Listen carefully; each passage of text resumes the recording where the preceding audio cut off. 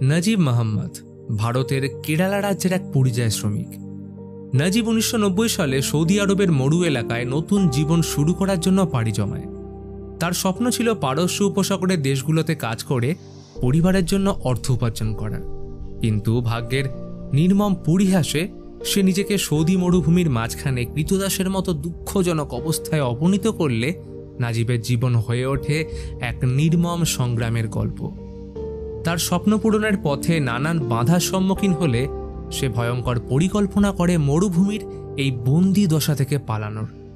তার এই চরম বিপদের মধ্যে মুক্তির আকাঙ্ক্ষার কাহিনী আমাদের সামনে নিয়ে আসে মানবিক সংগ্রামের এক হৃদয়স্পর্শী অধ্যায়, যা কোনো ভৌতিক মুভির থেকেও ভয়ঙ্কর।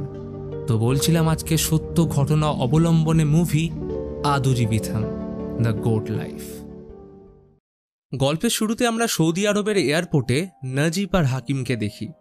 তারা ভালো রোজগার ও চাকরির সূত্রে ভারত থেকে এখানে এসছে, যাতে কিছু বছর চাকরি করে মোটা অঙ্কের টাকা রোজগার করে দেশে ফিরে নিজের এবং পরিবারের ভবিষ্যৎ উন্নত করতে পারে। এয়ারপোর্টে ডকুমেন্ট চেক করিয়ে বেরিয়ে আসার সময় দুজনের কথাবার্তা শুনে জানতে পারা যায় যে কোম্পানির হয়ে তারা কাজ করবে সেখান থেকেই তাদের জন্য গাড়ি পাঠাবে। ফ্লাইটে যাদের সাথে এসেছিল সবাইকে যে যার কোম্পানির লোকেরা নিতে চলে এসছে। এর দুজনেই মালায়ালাম হওয়ায় কেউ তাদের কথা বুঝতে পারছিল না, তবে হাকিম অল্প ইংলিশ আর হিন্দি বলতে পারলেও কোনো লাভ হয় না। ভাগ্যক্রমে এয়ারপোর্টে হিন্দিভাষী লোকের সাথে তাদের সাক্ষাৎ হয়। তার সাহায্য নিয়ে সেই কোম্পানির ফোন নাম্বারে কল করলে কেউ কল রিসিভ করে না। লোকটা জানায় আজকে শুক্রবার, আর এইখানে শুক্রবারের সব কোম্পানির ছুটি থাকে। নাজিব আর হাকিম অগত্যা কোনো উপায় না দেখে এয়ারপোর্টের বাইরেই অপেক্ষা করতে থাকে, যদি দেরি করে হলেও কেউ তাদের নিতে আসে। সময় গড়িয়ে রাত হয়ে যায়, কিন্তু কেউ আসে না। তখন হঠাৎ এক শেখ এসে তাদের কাফিলের ব্যাপারে জিজ্ঞেস করে। আরবিতে কাফিল শব্দের অর্থ বস। তারা ভাবে এরই আন্ডারে হয়তো তারা কাজ করবে। কাফিল তাদের পাসপোর্ট চেক করে নিজের কাছে রেখে গাড়িতে উঠতে বলে। তবে দুজনে দেখে বাকিদের যেমন এসি বাস নিতে এসেছিল, এদেরকে একটা টেম্পোর পিছনে বসিয়ে নিয়ে যাওয়া হচ্ছে, তাই বেশি কথা না বাড়িয়ে উঠে পড়ে। অনেকক্ষণ পর শুনশান মরুভূমির মাঝখানে গাড়ি দাঁড় করিয়ে কাফেল একজনের সাথে দেখা করে হাকিমকে টেম্পো থেকে নামিয়ে তার কাছে দিয়ে দেয়। দুজনেই বোঝাতে চেষ্টা করে যে তারা একসাথেই এসছে এবং একই কোম্পানির হয়ে কাজ করবে।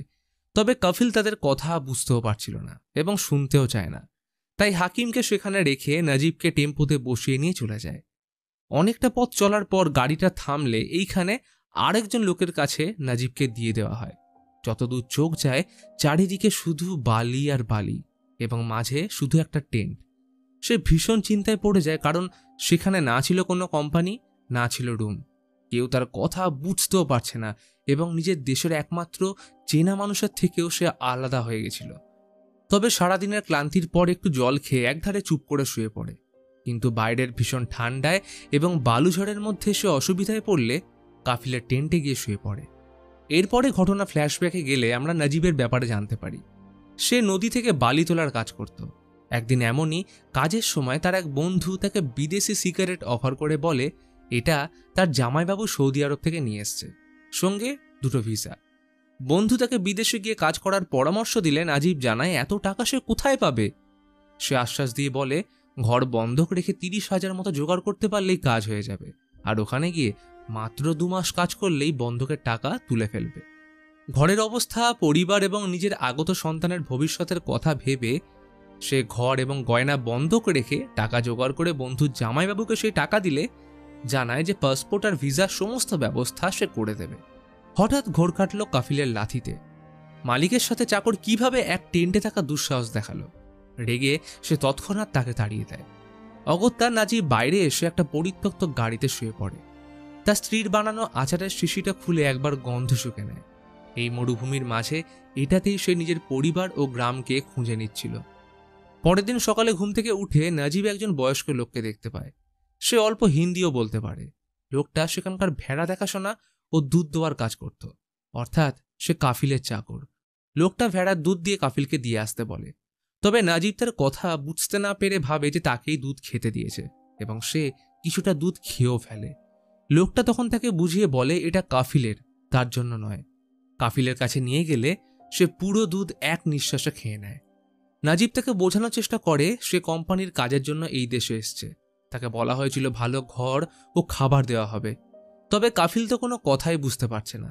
সে তাকে বুড়ো লোকটার থেকে কাজ শিখে নিতে বলে। তখন এয়ারপোর্ট থেকে যে কাফিলদের নিতে এসেছিল সে এসে পৌঁছায়। নাজিব তাকেও বোঝানোর চেষ্টা করে যে তাদের ভুল হচ্ছে। নাজিব এখানে কোম্পানির কাজেই এসছে, তবে তারা ওর কথার পাত্তা না দিয়ে চুপচাপ কাজ করতে বলে। নাজিব তখন ব্যাগ থেকে একটা ছোট্ট ডায়েরি বের করে এবং টাকার হিসেব দেখায়। কাফিল সেটাকে কুচিয়ে ছুঁড়ে ফেলে দিলে বেচারা নাজিব ছুটে গিয়ে টুকরোগুলোকে তুলে নেয়। কাফিল মোটা মোটা শক্ত রুটি বানিয়ে নাজিবকে খেতে ডাকে। তার ইচ্ছে না থাকা সত্ত্বেও খিদের দায়ে রুটিটা হাতে নিয়ে টেনে টেনে ছিঁড়ে কোনো রকমে খায়।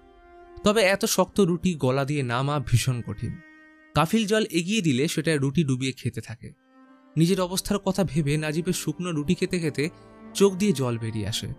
যে বয়স্ক লোকটা ভেড়াগুলোকে প্রতিপালন করে নাজিব তাকে মেইন রোডের ব্যাপারে জিজ্ঞেস করে। তখন লোকটা জানায় এখান থেকে রোড বহু দূরে। এমনিও লোকটা নিজের নাম অব্দিও ভুলে গেছে এবং সে নিজেই এখানে কত বছর ধরে ফেসে আছে সেটাই জানে না। নাজিব বুঝতে পারে সে এই বিস্তীর্ণ মরুভূমির মাঝে এমন এক ভুলভুলাইয়াতে এসে ফেসে গেছে যেখান থেকে বেরোনোর কোনো পথ নেই। পরের দিন সকালে প্রাতঃক্রিয়া সারার পর জলের ব্যবহার করলে কাফিল ছুটে এসে লাথি মেরে জলের জগ কেড়ে নেয়, কারণ এই দুর্গম মরুভূমিতে প্রতি বিন্দু জল কিনতে হয়। সেখানে চাকর হয়ে জল নষ্ট করার অধিকার তাকে কে দিয়েছে? বয়স্ক লোকটা বলে এখানে জলের বদলে বালি ব্যবহার করতে।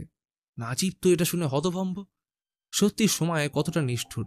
এক সময় সে জলের মধ্যে বালি খুঁজত, আর আজ এই মরুভূমির বালির মধ্যে জল খুঁজছে। একটু পরে জল সাপ্লাইয়ের জন্য একটা ট্যাঙ্ক আসে। ট্যাঙ্ক চালককে নাজিব এইখান থেকে বেরোনোর জন্য সাহায্য চায়, তবে চালক তার কোনো কথা বুঝতেই পারে না। ততক্ষণে কাফিল চলে আসে। সে বুঝে যায় নাজিব নিশ্চয়ই পালানোর জন্য সাহায্য চাইছে। রাগের মাথায় বাঁধা কাপড়ের ফিরতি থেকে চাবুক বের করে তাকে মারতে থাকে। নাজিব বারবার তাকে বোঝাতে চায় সে কিছু বলেনি এবং চাবুকটা ধরে ফেলে। এই দুঃসাহসিকতা দেখে কাফিল রাগে টেন্ট থেকে বন্দুক বের করে তাকে শ্যুট করতেই যাবে, তখন নাজিব বন্দুকের নলটা ধরে নেয়। চাকরের একের পর এক এই দুঃসাহস দেখে কাফিল তাকে লাথি মেরে ফেলে দেয়। তখনই জলের ট্যাঙ্ক ভর্তি হয়ে উপচে পড়লে কাফিল সেই দিকে ব্যস্ত হয়ে পড়ে। বালিতে পড়ে থেকে নাজিব উপচে পড়া জলের ধারা দেখে গ্রামের কথা মনে পড়ে যায়, যেখানে জলের কোনো কমতি ছিল না। নিজের স্ত্রী আর মাকে নিয়েছিল ছোট্ট সুখী পরিবার। টাকা পয়সার কমতি থাকলেও ভালোবাসা আর যত্নের কমতি ছিল না। নিজের গ্রাম, ঘর ও পরিবারকে পিছনে রেখে এসে কাজের জন্য বিদেশে এসেছে তো বটে, কিন্তু এখন অজানা এক মরীচিকার মাঝে ভাগ্য যেন তার সাথে পরিহাস করছে। পরের দিন থেকে কাফিলের ভেড়া দুধ দুয়ে আনতে বলে। নাজিব জিজ্ঞেস করে এই কাজটা যে বয়স্ক লোকটা করতো সে কোথায়? সে তো এই কাজ আগে করেও নি এবং জানেও না। কাফিল তার কথায় পাত্তা না দিয়ে বলে এইবার এই ভেড়া ও উটের দায়িত্ব তাকেই নিতে হবে। নাজিব প্রথমে দুধ দুইতে পারে না। কাফিল তাকে একটু বুঝিয়ে দিলে কয়েকবার চেষ্টার পর সে ব্যাপারটাকে রপ্তও করে ফেলে। তবে সমস্যা হয় প্রথম এত সংখ্যক ভেড়া চড়ানোর সময়। ভেড়াগুলোকে কন্ট্রোল করতে করতে একটা ভেড়া পিছন থেকে গুতিয়ে নাজিবকে উল্টে ফেলে দেয়। কাফিল দূর থেকে এটা দেখে এগিয়ে আসলে নাজিব জল চাইলে তাকে মাত্র এক ঢোক জল খেতে দিয়ে আবার কাজ শুরু করতে বলে। সে কোনো রকমে উঠে ভেড়া চড়াতে শুরু করে। এইভাবে সময়ের চাকা গড়িয়ে যায় মাসের পর মাস, বছরের পর বছর। সময়ের কোনো হিসেব নেই। নাজিবকে সময় এবং পরিস্থিতি কাজ শিখিয়ে দেয়। একদিন দুজন লোক ভেড়ার দেহ থেকে লোম কেটে নিয়ে যাওয়ার জন্য আসে। নাজিব তাদেরই গাড়ির লুকিং গ্লাসে বহু সময় পর নিজের মুখটা দেখল। নিজেকেই যেন নিজেই চিনতে পারছে না। এক মাথা চুল, এক মুখ দাড়ি, অপরিষ্কার মুখটা দেখে বীতশ্রদ্ধ হয়ে পড়ে। তখনই কাফিল একটা ঢিল মেরে কাঁচটা ভেঙে দেয়। চাকর কিনা আয়নায় নিজের মুখ দেখছে, তাই শেষবারের মতন ভেঙে যাওয়া কাঁচের টুকরো দিয়ে নিজেকে আরও একবার দেখে নেয়। তার নিজের উপরেই মায়া হচ্ছে। এই যন্ত্রণা আর সহ্য করা যাচ্ছে না। তাই একটা ছোট টিলা থেকে ঝাঁপ মারতে গেলে একটা শকুন এসে তার উপর ঠুকরোতে থাকে। তখনই নজর পড়ে কিছুটা দূরে কয়েকটা শকুন কিছু একটাকে ঘিরে রয়েছে। টিলা থেকে নেমে কাছে গিয়ে দেখে সেটা সে বয়স্ক লোকটার কঙ্কালসাৎ দেহ। এটা দেখে সে শিউরে ওঠে। মানুষটাকে মরে যাওয়ার পর ছুঁড়ে ফেলে দেওয়া হয়েছিল। ততক্ষণে শকুনগুলো আবার এসে ঠুকরাতে শুরু করলে ভয়ে নাজিব সেখান থেকে সরে যায়। রাতে স্ত্রীর বানানো সেই আচারের শিশি খুলে গন্ধ শোকে। অল্প একটু আচারের টুকরো বের করে মুখেও নেয়।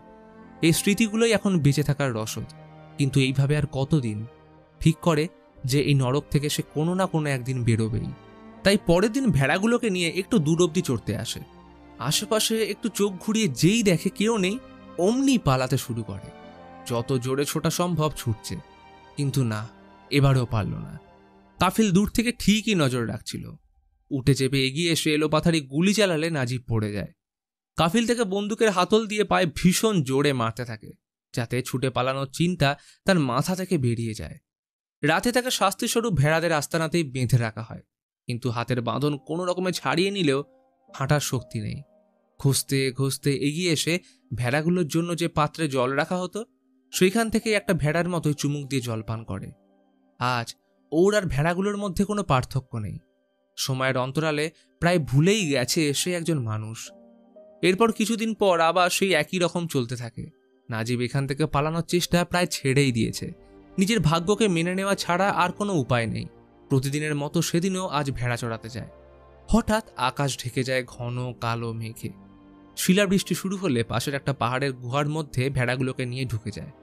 বেশ কিছুক্ষণ এইভাবে চলার পর শিলাবৃষ্টি থেমে গেলে ফিরে যাওয়ার সময় হঠাৎ দূর থেকে একটা আওয়াজ শুনতে পায়। আওয়াজ অনুসরণ করে গুহার মাঝের এক সুড়ঙ্গ দিয়ে অপর প্রান্তে সে পৌঁছায়। ঝাপসা চোখে দূর থেকে কাউকে এগিয়ে আসতে দেখে। সামনে এলে দেখে সে অন্য কেউ নয়, তার বন্ধু হাকিম। এই সীমাহীন মরুভূমির বুকে দুজন দুজনকে দেখে গলা জড়িয়ে কাঁদতে থাকে। হাকিমও একজন কাফিলের আন্ডারে কাজ করে এবং তার অবস্থাও প্রায় নাজিবের মতোই। সে জানায় এখানে কিছুদিন হলো তার কাফিলের সাথে কাজে এসছে। আগে অনেক জায়গায় কাজ করেছে, সবাই তাকে অনেক অত্যাচার করেছে। এখান থেকে না পালাতে পারলে হয়তো আর কোনোদিনই বাঁচবে না। তবে নাজিব নিরাশ হয়ে বলে তারা কোথায় যাবে, কিভাবেই বা যাবে। অনেকবার চেষ্টাও করেছে, কোনো লাভ হয়নি। ইতিমধ্যে কাফিলের গাড়ি চলে আসলে হাকিম নাজিবের থেকে বিদায় নেয়। কথা দেয় আবার তার সাথে দেখা করতে আসার। এত বছর পর নিজের আপন কাউকে দেখে নাজিবের মনটা একটু শান্তি পায়। কিছুদিন পর উট চড়ানোর সময় নাজিব দূর থেকে হাকিমকে দেখতে পায়। হাকিম তার জন্য একটা চিঠি রেখে চলে গেছে। নাজিব সেটা পড়ে জানতে পারে তার কাফিলের আন্ডারে আরেকজন আফ্রিকান লোক কাজ করছে। সে আফ্রিকান এখানে বহু বছর ধরে কাজ করা, এখানকার রাস্তা চেনে। তাই সে সাহায্য করলে তারা পালিয়ে রোড অবধি পৌঁছতে পারবে। নাজিব এইবার একটু হলেও আশার আলো দেখতে পায়। পালানোর প্ল্যান তৈরি করার জন্য হাকিম একদিন নাজিবের সাথে দেখা করে। তার সঙ্গে এসেছিল সেই আফ্রিকান, যার নাম ইব্রাহিম কাদরি। সেই তাদের পালাতে সাহায্য করবে। আর কিছুদিনের মধ্যেই বড় কাফিলের মেয়ের বিয়ে হবে। সব কাফিলরা সেখানে যাবে, আর তখনই তারা সুযোগ বুঝে পালাবে। অবশেষে সেই দিনটা চলে আসে। কাফিল চলে গেলে নাজিব প্রথমেই প্রাণ ভরে স্নান করে। তারপর যে একটা ব্যাগ এনেছিল সেটা থেকে বের করলো বাড়ি থেকে আনা শার্ট প্যান্ট। এত বছরে তার চেহারায় ভাঙন ধরেছে, তাই কোমরে প্যান্টটা দড়ি দিয়ে আটকে নেয়। বাড়ির বানানো আচারের শেষ টুকরোটা মুখে পুড়ে পরম তৃপ্তি করে খেয়ে শেষবারের মতো উট ভেড়াগুলোকে খাবার খাইয়ে দেয়। এই কয়েক বছরে একমাত্র তারাই ছিল তার সঙ্গী। তাদের বলে, আমি চলে যাচ্ছি রে, আর কোনোদিনও আসবো না, ভালো থাকিস। হয়তো আমার মতোই অন্য কেউ তোদের খেয়াল রাখবে। এই বলে তাদের থেকে বিদায় নিয়ে তিনজন যাত্রা শুরু করে। হাঁটতে হাঁটতে রাত হয়ে গেলে তিনজনেরই ভীষণ জল পিপাসা পায়। ভাগ্যক্রমে সেখানেই একটা কাফিলের টেন্ট দেখে ইব্রাহিম সেখান থেকে জল চুরি করে আনতে গেলে কাফিলের নজর পড়ায় গুলি চালাতে শুরু করে। কিন্তু কোনো রকমে ইব্রাহিম প্রাণ বাঁচিয়ে হাকিম আর নাজিবের সাথে সেখান থেকে পালিয়ে যায়। রাত পেরিয়ে দিন চলে আসে। তারা তিনজন বিস্তীর্ণ মরুভূমিতে হাঁটতে শুরু করে। অনেকক্ষণ হাঁটার পর হাকিম ইব্রাহিমকে রোডের কথা জিজ্ঞেস করে। সে জানায় আগের রাতে পালানোর সময় তারা রাস্তা হারিয়ে ফেলেছে, তাই সূর্যকে অনুসরণ করে এখন হেঁটে যেতে হবে। মাথার উপরে প্রকাণ্ড সূর্যের দাবদাহ বিনা খাবার এবং বিনা জলে সমানে হাঁটতে থাকে। হঠাৎ দূরে নাজিবের চোখে পড়ে একটা ছোট্ট পুকুর এবং তার পাশে উট চড়ছে। সে হাকিমকে ডেকে দেখালে দুজন খুশিতে দৌড়তে থাকে। তবে ইব্রাহিম জানতো এটা মরীচিকা, তাই তাদের ফেরত আসতে বলে। আর সত্যি তাই হলো। সামনে গিয়ে দেখে কোনো পুকুর উট নেই, বরং বালির মাঝে একটা মরা উটের কঙ্কাল পড়ে। ইব্রাহিম এবার সময় নষ্ট না করে হাঁটতে বলল। তবে আরও একটা বিপদ তাদের জন্য অপেক্ষা করছিল। নামাজ পড়ার সময় ইব্রাহিম লক্ষ্য করে বহু বিষধর সাপ বালির মধ্যে থেকে এগিয়ে আসছে। হাকিমকে নিয়ে ধারে সরে গেলেও নাজিব সেখানেই দাঁড়িয়েছিল।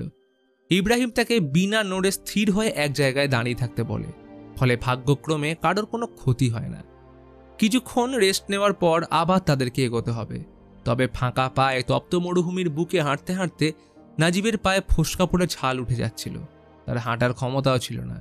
ইব্রাহিম তখন নিজের গায়ে জ্যাকেটটা খুলে সেটাকে দুটুকরো করে দু পায়ে বেঁধে কোনো রকমে আবার হাঁটা শুরু করে। খিদের জ্বালায় হাকিমের শরীর প্রায় অচল হয়ে মাটিতে লুটিয়ে পড়ল।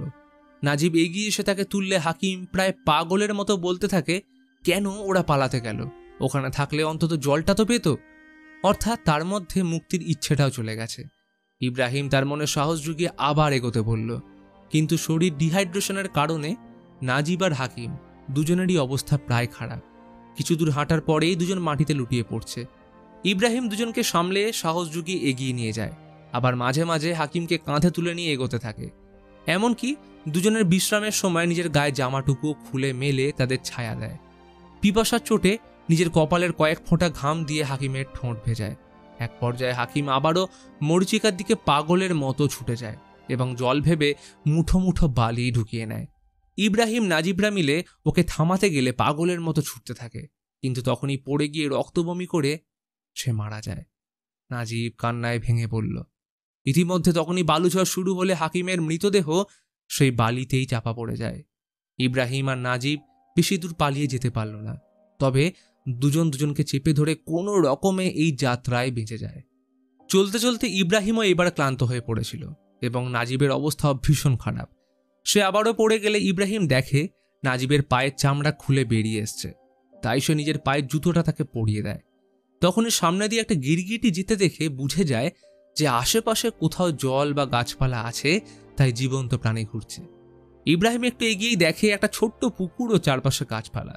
নাজিবকে সেটা দেখালে নাজিব দৌড়ে জল খেতে যায়, তবে ইব্রাহিম তাকে থামায়, কারণ অনেক দিনের ডিহাইড্রেট বডিতে একসঙ্গে অনেকটা জল গেলে কিডনিতে প্রবলেম হবে। তাই প্রথমে নাজিবকে একটা কাপড়ে ভিজিয়ে কয়েক ফোঁটা জল খাওয়ায়। ইব্রাহিম সেখানে একটা বোতল খুঁজে পেলে জল ভরে নেয়। এরপর কিছুক্ষণ বিশ্রামের পর তারা আবার হাঁটতে শুরু করলো। হাঁটতে হাঁটতে একটা বিস্কুটের প্যাকেট আর একটু দূরে গাড়ির চাকার দাগ দেখতে পায়, অর্থাৎ খুব কাছাকাছি জনবসতি কোথাও আছে। খুশিতে নাজিব ছুটে এগিয়ে গেল, কিন্তু কোথায়? কিছুই নেই। চারিদিকে সে বালি আর বালি।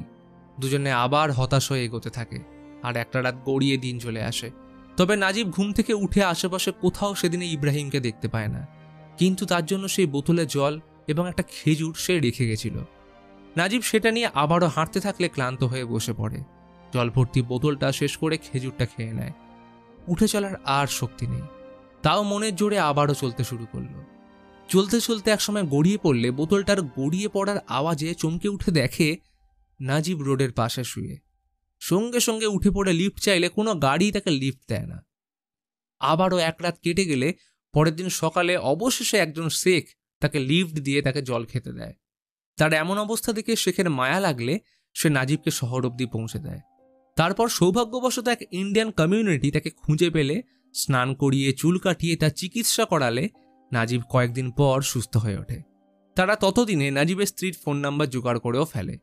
সেই নাম্বারে কল করলে নাজিব প্রায় 3 বছর পর স্ত্রীর আওয়াজ শোনে, আর পাশ থেকে বাচ্চার কান্নার আওয়াজ শুনে জানতে পারে তাদের ছেলে হয়েছে। নাজিব থানায় নিজের মিসিং রিপোর্ট ফাইল করে, কারণ তার ভিসা আর পাসপোর্ট কাফিল নিয়ে নিয়েছিল। সেখানকার বোর্ডে ওয়ান্টেড ক্রিমিনালদের মধ্যে ইব্রাহিমের ছবি দেখতে পায়। অর্থাৎ এই জন্যই সে রোড অবধি এসেও আবার পালিয়ে যায়, কারণ সে ধরা পড়ে গেলে তার কঠোর শাস্তি হতো। পরের দিন নাজিব সহ সবাইকে লাইন করে হল রুমে দাঁড় করানো হয়। এইখানে কাফিলরা এসে নিজেদের পালানো কৃতদাসদের শনাক্ত করে নিয়ে যায়। চেকিংয়ের সময় নাজিব চমকে উঠল, কারণ তার কাফিলও এখানে এসছে। তাকে দেখে নাজিব ভয় পেয়ে পিছিয়ে আসে, তবে কাফিল তার সামনে এসে আরবি ভাষায় কিছু বলে গট গট করে চলে যায়। পাশের জন নাজিবকে বলে, এটা তোমার আসল কাফিল নয়, এর স্পন্সারে তুমি এখানে আসোনি, তোমার ভিসা স্পন্সর অন্য কেউ করেছে। আসলে এই কাফিল তোমাকে ঠকিয়ে নিজের কৃতদাস বানিয়েছিল। তখন ভাষাগত সমস্যার কারণে নাজিব না কিছু বুঝতে বা বোঝাতেও পেরেছিল। অর্থাৎ নাজিবকে প্রতারণা করে এতদিন নিয়ে গিয়ে অত্যাচার করে গেছে, যেখানে তার কাফিল ও কাজ দুটোই অন্য হতে পারত। এই সব কিছু জেনে নাজিব পাকরুদ্ধ হয়ে যায়। এরপর উইদাউট ভিসা আর পাসপোর্টে দেশে থাকার জন্য নাজিবকে 3 মাসের জেল দেওয়া হয়। তবে এই 3 মাস জেলের জীবন তার সেই 3 বছরের মরুভূমির চেয়ে যথেষ্ট ভালো লাগে, কারণ এইখানে থাকা ও খাওয়া দুটোই পেয়েছিল। অবশেষে দেশে ফেরার প্লেন সময় হলে চলে আসে। তার মনে হচ্ছে বিদেশ ফেরত বাকিদের কাছে যেমন দামি দামি জিনিস, আতর, টিভি ও নানান কিছু উপহার স্বরূপ থাকে, কিন্তু তার কাছে রয়েছে স্ত্রী আর ছেলের জন্য নিজের জীবনের বাকি সময় ও দামি মুহূর্তগুলো। আর এই আশার আলোর সাথে মুভি এখানেই শেষ হয়। এই গল্প শুধু একজন নাজিবের নয়, বরং হাজারো নাজিবের, যাদের প্রতারণা করে বিদেশে নিয়ে যাওয়া হয় ভালো চাকরি ও মাইনের লোভ দেখিয়ে, আর অবশেষে তাদের পশুর থেকেও খারাপ জীবন অতিবাহিত করতে হয়। আর এই জন্যই মুভির নাম দ্য গোট লাইফ।